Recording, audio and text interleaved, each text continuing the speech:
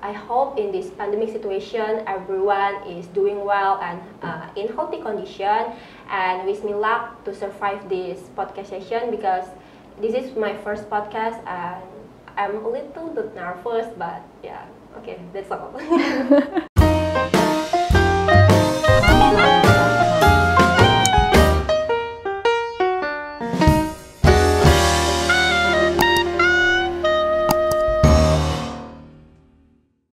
Assalamualaikum warahmatullahi wabarakatuh. Tabi pun. Halo Sobat Teknokrat. Kembali lagi di podcast Teknokrat bersama saya Anggun Selviani. Kali ini kita akan podcast bersama mahasiswa berprestasi Fakultas Ekonomi dan Bisnis yang sudah banyak prestasi di bidangnya ya, yaitu di BET. Di kampusnya sang juara ini kan banyak banget tuh mahasiswa berprestasi. Jadi jangan khawatir ya, masih banyak stok bintang tamu kita yang bakalan gak habis-habis buat kita show nanti ya. Tapi sebelum itu, kita ingatkan lagi ya, untuk menjaga kesehatan dan mematuhi protokol kesehatan 5M. Yaitu, mencuci tangan, menjaga jarak, memakai masker, menghindari kerumunan, dan mengurangi mobilitas. Oke sahabat Teknokrat? Nah, semoga kita selalu diberi kesehatan oleh Tuhan dan Allah Subhanahu wa Ta'ala. Amin. Dan di podcast kali ini, kita kedatangan bintang tamu yang cantik dan juga pintar nih, yaitu Kak Tania Regina Pinkan. Halo Kak Tania. Halo. How are you today? I'm fine, thank you. And you, Kak? I'm fine too. You look so pretty. Thank you, ya. Cantikan kamu, udah kayak di Instagram gitu kan, cantikan kamu Kak gitu. Oh my god. Okay, would you like to introduce yourself and also what is your major and what are your semester now? Oke, kita kenalan dulu ya. Hello guys, my name is Tania Regina Pinkan. I'm 20 years old now. I'm in 5th semester of accounting major in Faculty of Economic and Business Universitas Teknokrat Indonesia. And also, kayaknya kita lebih santai aja ya ngomongnya ya. Iya, benar-benar. Oke, lu gua aja nggak apa-apa ya? Apa-apa. Ini gue mau tanya nih, kakak itu kalau di kuliahan, mata kuliah apa yang paling kakak suka? Mata kuliah ya? Aduh, sebenarnya sih nggak ada yang suka ya. Cuman kalau dipaksa-paksa adalah ini English for Business. Kan kalau FEB itu ada English for Business juga, dan dia itu kayak di semester awal gitu, dan Tania suka banget sih gitu. Oh, jadi kakak itu English for Business itu berarti jago dong bahasa Inggrisnya? Biasa aja sih, masih belajar Kak, kita masih belajar. Step by step ya? Iya, benar-benar. Coba dong lo ngomong sedikit, banyak juga nggak apa-apa sih, ke bahasa Inggris gitu, biar lebih wow. Apa ya, oke. Nyanyi nggak lah ya, jangan. Oke, hello guys, I hope in this pandemic situation everyone is doing well and in healthy condition, and wish me luck to survive this podcast session because this is my first podcast and I'm a little bit nervous, but yeah, okay, that's all. Oke. Better sih kataku. Ya maksudnya itu dari lintas jurusan gitu kan. Yes, you can do English. So kakak itu suka bahasa Inggris itu dari SMA atau pas masuk kuliah aja? Sebenarnya sih udah dari dulu, emang dari SMA, dari SMP, dari SD bahkan kayak memang udah punya eagerness, punya kayak keinginan untuk belajar bahasa Inggris karena suka nonton film pakai bahasa Inggris, film western, series dan lain-lain, terus denger lagu juga semuanya full text in English. Jadi memang dari dulu emang udah suka gitu Kak. Oke, jadi emang besar banget ya dampaknya dari bahasa Inggris, dari terus akhirnya jadi suka mau belajar. Oke. Nih kan kakak sekarang semester berapa nih? 6 ya? Masuk Ya, semester 6. 5 mau semester 6. Iya. Boleh kepo nggak kalau senior high school-nya dulu di mana? Nah, boleh dong. Dulu aku high school ya, itu di SMK Negeri 4 Bandar Lampung. Dulu aku kejuruan, ngambil akuntansi juga dulu di Pahoman gitu. Terus pas lagi senior high school itu pernah ikut organisasi apa aja? Dulu nih ya, pas high school. Lucunya aku itu ikut banyak banget dulu ekskul waktu SMA, tapi nggak ada yang jago dari salah satu itu. Jadi ikut basket ya ikut sih di BL 3-on-3, tapi nggak champion juga, runner up gitu kan. Terus ikut dulu pas tabel juga, pecinta alam, tapi cuman awal-awal doang. Terus ikut English Club juga, udah ikut debat juga, cuman masih gak jago, masih ikut competition, terus suka kalah ya. Sekarang juga suka kalah, masih pernah kalah sih. Cuman kalau dulu itu bener-bener gak pernah menang waktu SMA gitu. Jadi kakak itu emang dari SMA, terus sekarang tinggal ngelanjutin aja gitu ya pas kuliah dari Teknokrat English Club ini? Oh iya, dulu English Club kan udah debat dan emang udah tau lah basic-basicnya. Cuman memang di Teknokrat English Club ini bener-bener dari nol lagi, terus diajarin, diasah banget deh, jadi kayak Tania yang kayak sekarang gitu kan. Diajarin sama Kak Ogi, Kak Lala, Kak Kian, dan senior-senior lain yang memang sangat ngebantu banget. Alumni-alumni Teknokrat kan debatnya bagus-bagus, jadi memang dari situ saya banyak belajar banget Kak. Iya, sama Kak Akbar juga nggak sih? Iya, bener. Iya, itu senior aku, senior. Sama Kak Akbar, terus Kak Lala ya, sama Kak Desi juga. Iya, Kak Desi. Kak Siro, banyak banget lah pokoknya. Terus kalau sekarang nih, kan kakak kan kemarin habis lomba-lomba, terus segala macam ya. Untuk sekarang ini kakak tuh lagi fokus di mana sih? Fokus di debat. Kalau untuk mungkin maksudnya di Teknokrat English Club-nya sendiri gitu iya, kan. Kalau di TEC-nya sendiri sebenarnya aku juga jadi bendahara organisasi TEC-nya sendiri. Jadi selain fokus di divisi debat yang latihan intensif dan regular trainingnya itu sering banget, tapi kita juga fokus di organisasi kita. Jadi selain academic things di TEC juga itu kita improve di soft skill juga, cara berorganisasi dan lain-lain. Jadi I think in TEC, if you guys want to like enhance your ability in soft skill also academic, it's like best platform sih. Oh, oke. Ada quote-quote-nya dikit ya, tapi itu bagus sih. So, could you tell us a little about Teknokrat English Club? Okay, a little about Teknokrat English Club. Yes. TEC for me itu tuh sebenarnya ini kayak lebay sih, tapi emang kayak family, kayak bener-bener bondingnya itu dapet banget di TEC. Nah, selain yang aku bilang tadi sebagai best platform untuk kita belajar, di TEC juga walaupun kayak misalnya sama teman-teman debat aku yang lain nih, Dea, Janata, Felis, Bella, Diva, dan lain-lain, kita juga udah kayak deket banget. Terus abis itu jadi bener-bener bondingnya itu dari internal juga, jadi kita nyaman untuk belajar dan lain-lain. Jadi bener-bener TEC punya special meaning banget sih buat aku sendiri gitu. Jadi udah kayak family gitu ya? Iya, bener banget. Lebay. Oke. Nggak lebay sih, emang kalau misalnya kita melakukan sesuatu itu harus nyaman ya nggak sih? Iya, bener-bener itu nyaman itu kunci. Iya. Oke nih, kita bakalan bahas nih segudang prestasi dari Kak Tania Regina Pinkan nih. Aku bakalan bacain ya guys. Nih, yang pertama itu ada Champion of Love Compare Debate in 2019 on Unila, and Champion of Idea Debate in 2019 in Poultry, and third runner-up of EPA Debate in 2019 in Polinella, third runner-up of Idea Debate in 2020 in Unila, and CO 10 Best Speaker of Idea Debate in 2020 in Poultry, and 6 Novice Best Speaker of AEA Debate in 2020 in Unila, and also 7 Best Speaker of Idea Debate in 2019 Poultry, and the last one is semi-finalist ASEAN English Olympic Debate in 2020 in Venus. Wow, this is a lot of. Iya, puji Tuhan.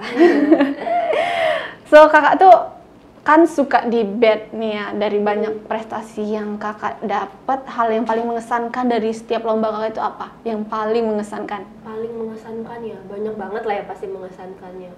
Tapi yang paling itu the most is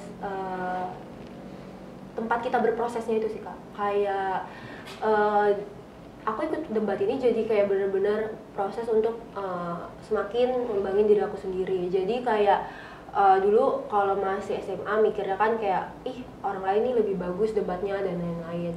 Kayak insecure gitu ya? Insecure kayak Inggris gue masih jelek dan lain-lain kayak gitu kan.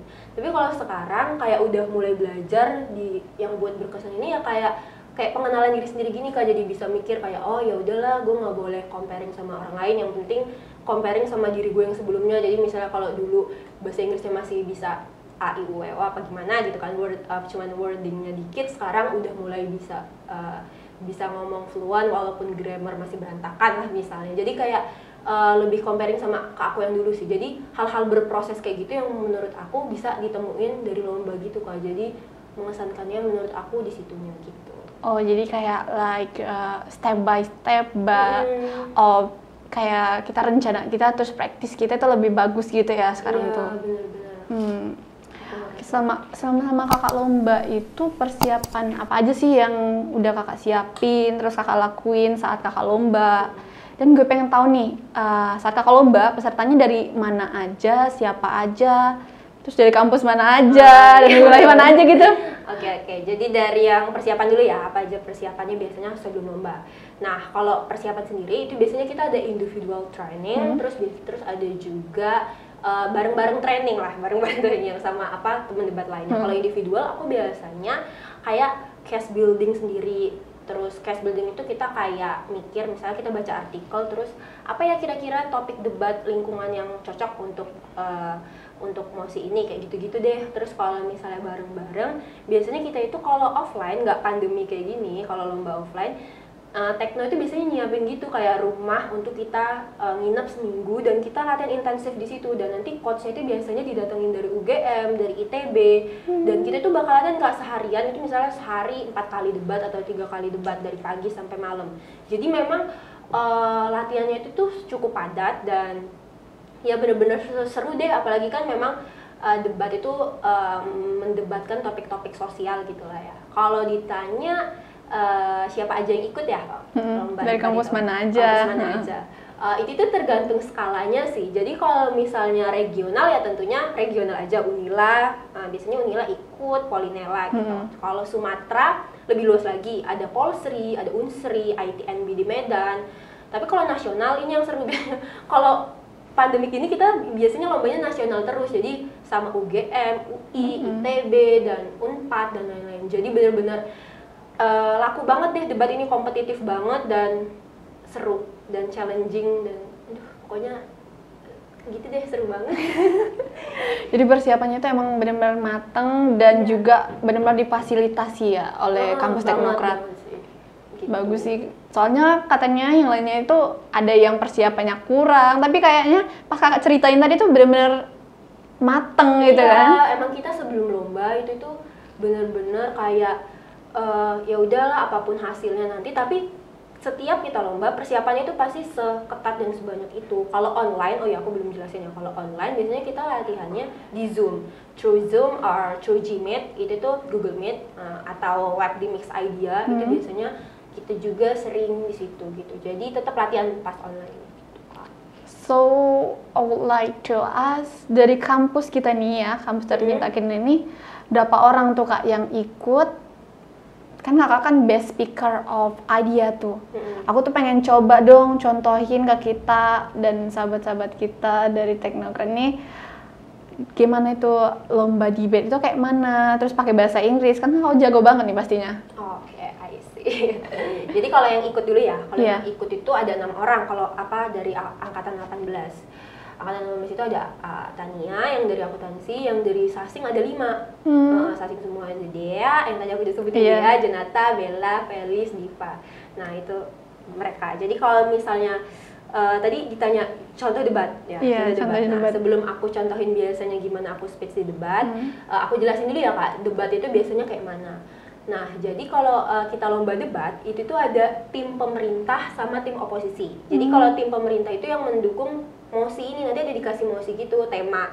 Terus kalau oposisi yang melawan, kayak yang nggak setuju lah. Nah, kayak dua itu ya, persepsi gitu. Bener-bener, tapi jangan disamain kalau kayak lomba debat ilmiah kayak gini, lomba debat anak kuliah sama debat di misalnya komen Instagram. Oh iya, benar. Atau di tweet war itu tuh Iya. beda banget. Jadi kayak kita juga ada rules yang harus diikutin dan bener-bener pakai critical thinking dan pakai English, full English kan Kak. Nah, jadi yang kami ikuti, waduh, nggak apa-apa.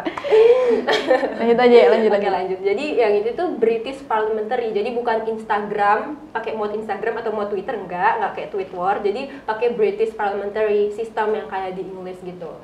Nah, jadi ada opening government, opening opposition, closing government, closing opposition. Ada 4 tim gitu di satu ruangan. Nah, jadinya nanti ini aku speech contoh ya guys sebagai tim pemerintah yang mendukung motion, misalnya nih ya kita ICIC-nya ada motion.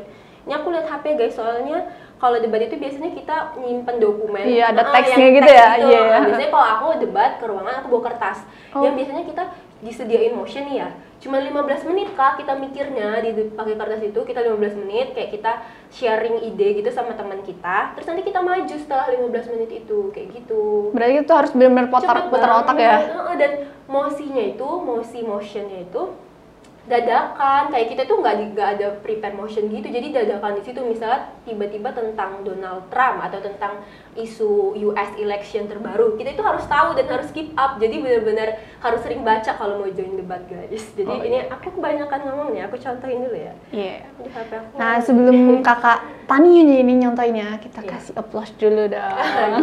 Biar semangat. Iya ya, biar semangatnya ya. Ya. Oke, coba kita. Ini contoh mosinya.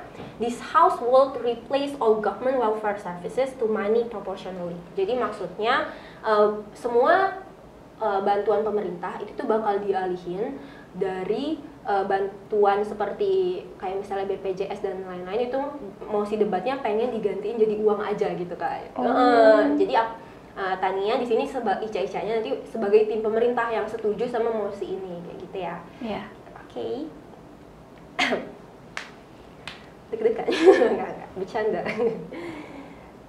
Okay. In developed country, society have different priority of needs in the very first place. And that's the duty of government to identify what is the need of their citizen and change their services compatible to that needs, especially to underprivileged society in that country. Thus, as OG, we want government to did this moderation of services which replace all government welfare services to money proportionally, Mr. Madam Chair, because we think with give money will more likely accommodative to this kind of society rather than welfare service itself. Our stance is so clear as opening government. In order to solve poverty problem, we want to replace all government welfare services to money proportionally under this mechanism. That first, money will be given once a month, and second, of course, officially we will ban welfare service. And same as like status quo, government will create criteria or like rule for what kind of society we will given to privileged society. So my point here, we just want to change the form from welfare to money, Mr. Madam Chair, without change the criteria for those who deserve to accept this money. And lastly, there is advisory and assistant guidance to prevent fraud itself. So before going further, I will explain to you my two arguments. This, ladies and gentlemen, that first, why welfare services is not accommodative toward the needs of the poor, and second, why this would maximize taxpayer to the full extent. And third of all, why is the benefit of money and why poor have ability to operate money better, Mr. Manager? Oke, kayak gitu contoh singkatnya. Karena kalau misalnya itu 7 menit gitu Kak. Kalau Iya, lebih panjang ya. Lebih panjang. Jadi tadi kan aku udah sebutin argumennya. I already mentioned the argument. So if I already mentioned that, biasanya aku bakal elaborate itu dan ngasih analisis. Jadi kita itu nggak boleh nyebutin argumen doang. Kita itu harus nyebutin argumen tadi, ngasih alasan, ngasih example contohnya, dan ngasih link conclusion atau kesimpulannya lagi. Kayak solutionnya gitu ya. Dan itu harus dilakukan dalam waktu 7 menit dan mikirnya dalam waktu 15 menit. Aduh. Proud of you sih kalau aku. Bener-bener bagus, sumpah. Iya. Ini aku aja sastra Inggris kayaknya sepadan sih, sepadan. Harusnya kamu masuk sastra Inggris. Oh iya, dulu pengen, cuman sayang akuntansinya Kak. Oh iya juga ya, dari SMA ya. Iya. Gitu. Nih, kalau kita lanjut ya Kak ya. Iya. Lanjut aja ya kita. Kalau menurut kakak nih, gimana peran kampus tercinta kita ini dalam mendukung mahasiswanya untuk berkompetisi sejauh ini? Sangat mendukung kah atau gimana kak menurut kakak?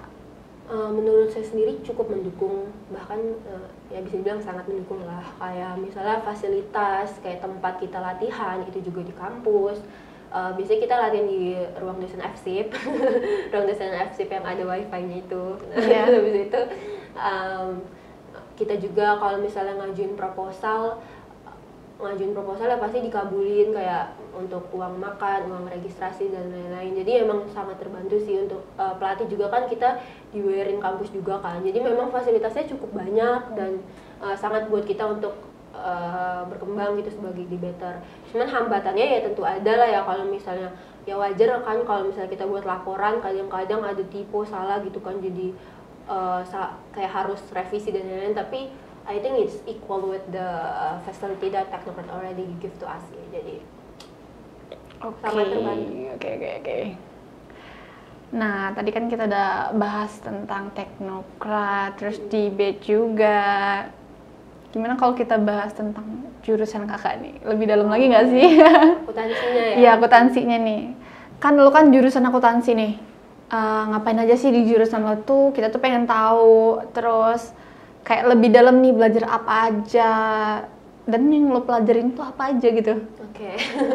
Kayak kepo gitu kan? Pengen tahu aja. Kalau accounting ya, kalau accounting sebenarnya kalau akuntansi identik sama apa coba? Biasanya hitung-hitungan kan, debit kredit kayak gitu-gitu. Tapi sebenarnya accounting it's not about jurnal sih, nggak cuman debit kredit, karena kan kita tahu juga zaman sekarang akuntansi juga seperti hukum gitu kan, kadang suka dibilangin orang udah banyak penggantinya, mesin pengganti, kayak misalnya udah ada Mayop, udah ada kayak aplikasi akuntansi dan lain-lain. Tapi sebenarnya banyak juga yang bisa kita pelajarin di accounting itu sendiri, kayak untuk analisis laporan keuangan dan lain-lain. Itu kan kayak there's a skill yang cuma bisa dilakuin sama human basis gitu kan. Jadi menurut menurut gue sendiri itu banyak banget yang bisa kita pelajarin di akuntansi, kayak untuk analisa laporan keuangan, terus abis itu tentang pajak, tentang corporate governance, banyak banget deh kak. Dan menurut gue walaupun kadang kalau baca jurnal tentang akuntansi itu sangat pusing gitu ya kalau lagi tugas, cuman ya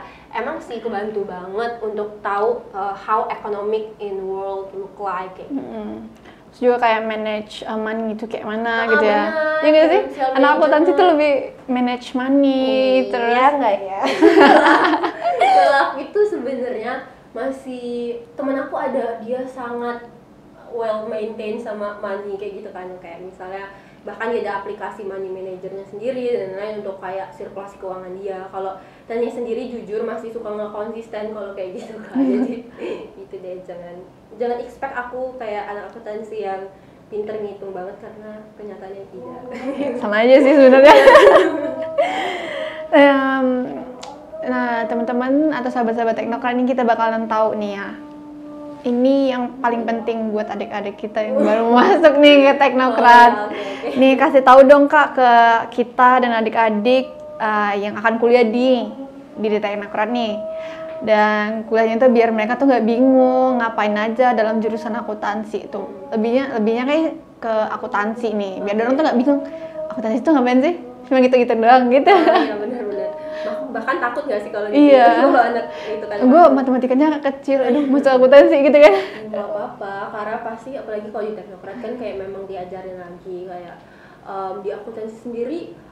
Untuk adik-adik yang mau masuk dan memang udah ada passion di keuangan dan lain-lain, akuntansi itu the best answer sih menurut aku. Karena kan kita diajarin bagaimana analisis laporan keuangan, yang tadi aku udah sebutin, dan bener-bener the details yang kamu pengen tahu di ekonomi itu bisa ditemuin di akuntansi gitu. Jadi untuk adik-adik yang memang udah tertarik nih, misalnya gue pengen jadi menteri keuangan, ketinggian misalnya jadi apa ya?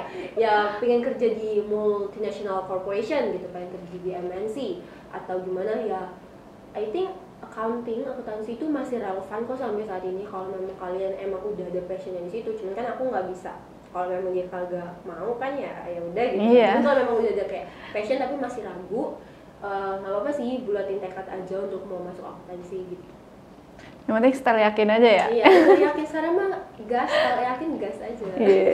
Dari tadi gue tuh ngeliatin tahu itu masker lo tuh sama ya kita ya. Oh iya, kaget nih kirain apa. Iya, lagi tren ya sekarang ya. Kan harus maskernya kalau anak-anak sekarang harus kayak gini. Iya, kan mati 5M juga. Ya nggak sih? 5M, tapi harus tetap trendy. Tapi, Iya. Iya bener. Iya, fashionnya itu penting. Bagi wanita itu fashion itu Iya, penting. betul. Nih, gue pengen tahu nih, selama COVID ini kan udah mau setahun lebih ya malahan ya. Iya kan kita dari Maret. Iya kan udah mau ya, udah mau 16 setahun lebih. Maret pertama hari karantin. Nah, sama COVID itu lo ngapain aja tuh?